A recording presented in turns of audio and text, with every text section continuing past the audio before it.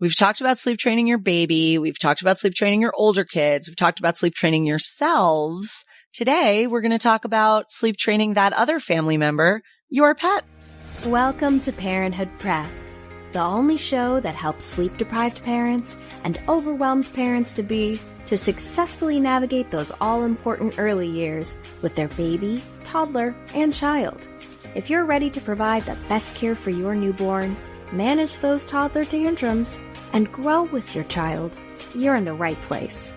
Now, here's your host, baby and parenting expert, Devin Clement.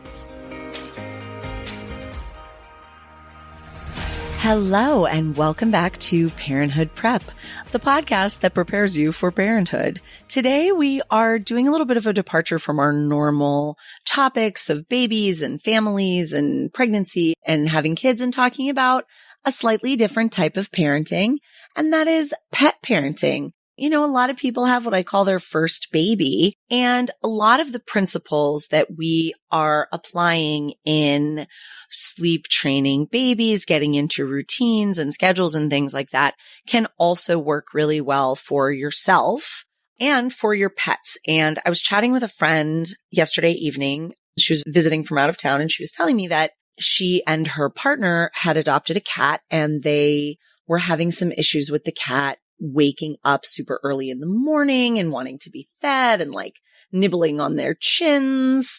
And it was leading to arguments and fights between them because the cat was, waking everybody up demanding food super early in the morning, and nobody enjoyed that, and they didn't really know what to do. And so I was like, actually, this is very fixable, and I can tell you exactly what to do because I have sleep trained my cats multiple times in addition to sleep training babies. And, when I say multiple times, it's kind of like sometimes you have to re-sleep train your kid a little bit. Sometimes you have to re-sleep train yourself a little bit because you kind of slip into some bad routines or you move or you travel. So anyway, sometimes you just have to make some changes. So here is my advice about sleep training your pets. And it's very similar to babies. The good news is I think you get a little bit less emotional about their feelings. I mean, we're still, caring about them and feeling connected to them, but it's not the same like biological, alarm bells going off in our brains because our cat is crying outside the door. And it's very simple. And if you stick to it, it can be very quick. It is not going to be, super smooth and easy. There's going to be a little bit of difficulty that you have to deal with. So the biggest issue with pets is that they generally will wake up very early in the morning, sometimes in the middle of the night. And if you're feeding them on a schedule and you don't just have like food out for them all the time, they will want to be fed. The earlier they wake up, the more they will want to be fed. And cats particularly, they're not nocturnal, which means they're up at night and they sleep during the day. They're not diurnal, which means they're up during the day and they sleep at night. There's something that's called crepuscular. It's a trivia word right there. It actually was a question at our trivia night, and I knew it because of cats. Crepuscular. And what that means is that they are awake at most active awake at dawn and dusk, and they sleep in the middle of the day and the middle of the night. And anyone who's ever had a cat knows they get those 4 a.m. zoomies, and that's them being crepuscular. So, which also leads to them, nibbling on your face at 5 a.m. to get fed. So the simple way to get around this is just don't feed them at that hour. Just don't. Don't let them get into your bed and nibble on your face. If you don't want to kick them out of your room for the whole night, which I don't, I like having my cats sleep in bed with me. But when we're going through a phase where I'm needing to sleep train them, they get kicked out of the room at 4 a.m. when they get annoying. And I, fortunately, am able to easily go back to sleep. So that's fine for me. I can just throw them into the hallway, shut the door, and that's it. Do they scratch at the door? Do they meow? Yes. If you are worried about what they're going to do, are they going to scratch the door? Get ahead of yourself. Be proactive. I say this to parents. A lot of times parents are reluctant to sleep train their baby if they have an older one because they don't want the crying to wake the older one up.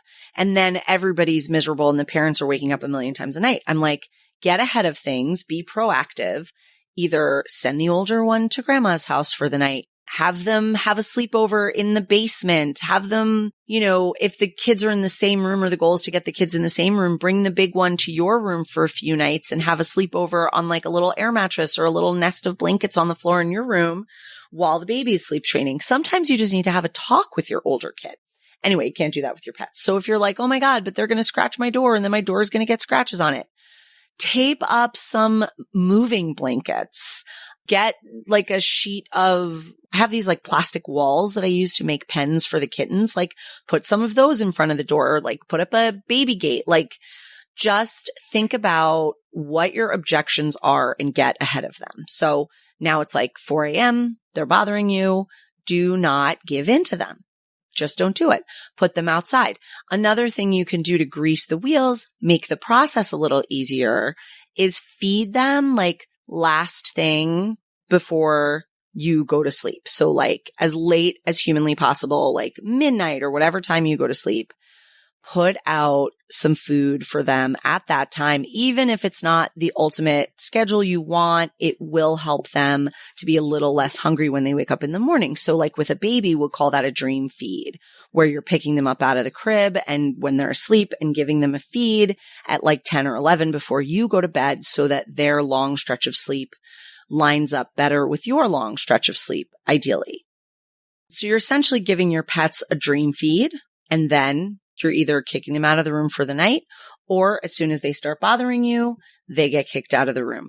We see this. We have to sleep train our foster kittens all the time, because once they start out in like a pen, they start out contained, but when they get bigger and they're more like on the loose, either in our bedroom or just loose in the house, then they start bothering us at that hour. And it's not always because they want food, because I really don't, unless they're teeny tiny, like bottle fed babies, I don't get in a routine of feeding them super early in the morning because I'm not an early riser and I don't want them to expect that.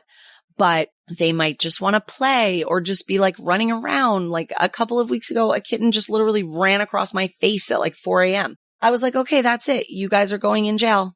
You are getting put in the bathroom or back in the pen or in the big closet. Like, do not be afraid to contain them so that they can't bother you. But with a cat, a dog, you don't necessarily want to like pen them or crate them when they're older. So just kicking them out of your room and not responding. They will put up a fight, especially if you've been responding at that hour. They will put up a fight, but you need to just let them work it out. You need to just let them be. I will feed you when I get up, same time every day. It's good for them to have a routine. But that time does not have to be 4 or 5 in the morning if you don't want to feed them at that time. I am not a vet. I am not talking to you about how you should or shouldn't be feeding your pets, if you should let them have food all the time or if they should graze or whatever. I'm just saying when they're fed on a schedule, you can set that schedule to be whatever works for you. And for me, like I said, I'm a night owl, so I want to feed them at like 1 a.m. and then again at like 9 a.m. when I'm up and ready to face the day. A story I like to tell is that when I was in college, this family I babysat for was going away one weekend and they asked me to watch their dogs. So I stayed at their house and I was watching their dogs. And before they left, they had older kids who were like in school and they had a baby. So everybody was up early. Before they left, the mom was like, oh, Dev, like, I know you like to sleep in. You're a college student, but these dogs are up at 7 a.m. Like, you're going to have to be like letting them out in the yard at 7. Like, sorry. I'm like, that's fine. This is my job. This is what I'm here to do. Like, I'll let them out in the yard, let them back in and go back to sleep. It's fine, because that was their routine. The whole family got up. The big kids got ready for school. The dogs went out, whatever. And sure enough, that, first like Saturday morning or whatever of the dog sitting, both the dogs slept in the bed with me. I woke up at like college student time, like maybe 10 or 11 a.m. Both dogs were snoring away in the bed with me. They did not try to wake me up at 7. They had no interest in going out at that hour because the whole house wasn't awake, alert, running around, like getting ready for school and stuff, saying like, yeah, let's go. It's time to get up. We were just sleeping and they just totally like fed into those cues. So yes, they just had food all the time, which I know is not a normal thing for dogs, but that's why they weren't like waking me up because they were hungry, but they were not waking me up to get let out. And if, your dog is doing that, maybe don't feed them right before bed because then they're going to have to poop at 4 a.m. But when they are asking for those things, you can also give them an alternative. I mean, if it's a big dog, it's not ideal, but if it's like a little dog, you just want to think through what the issue is that's bothering you and how can I fix this? So I have like a small to medium sized dog. They really have to pee at 4 a.m. and it's really annoying to get up and let them out and let them back in or even like take them for a walk. Like train them to use one of those little pad areas and then you can just clean it up when you get up. Think about what the problem is that's keeping you from solving the problem. Like, I don't want them scratching the door. Put something on the door so that they can't scratch the finish of the door. You can't stop them from protesting, howling, scratching, meowing, barking, all that. But after a few nights, not that many, 3, 5, maybe a week, they will stop doing that because they will realize that they are not getting a response to their protests and their demands to be fed. They will not starve to death. Your baby will not starve to death. Neither will your pet. So that is how to sleep train your pets. I know it's a little different from what we usually talk about, but is it really, or is it basically the same stuff I say all the time?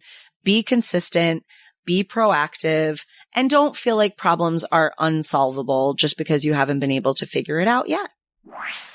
To be sure you never miss an episode, be sure to follow in your favorite podcast app.